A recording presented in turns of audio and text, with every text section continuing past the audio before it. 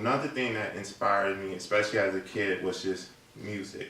Growing up in my household, it was, of course, it was like the Motown, like old R&B's type of stuff. My uncle would listen to rap, like Ice Cube, Biggie Smalls, and all this other stuff. My mom would be something a little more softer, like a little Sade. But me and my friend Joey, who, of course, I'm black, he was white.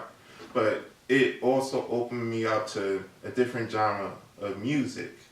You know, it's like I didn't know who Queen was till I met him. And he was like, you gotta know, he's like, do you know Bohemian Rhapsody? I said, no. He was like, you gotta listen to it. So I listened to it, I was like, what is this? Like, what is this? Speaking of Queen's coming out, did you see that movie? Did you see the trailer? Oh, the God himself, Frank. First of all, give it up for Frank Flacco, right here. Give it up for him. Oh, sorry. Here we go. All right. So listen to a different variety of music. Music is one of the things that also inspires me with my art. Especially as a kid, as I'm like doodling, I like to listen to music. Even nowadays, music is just, it helps you flow.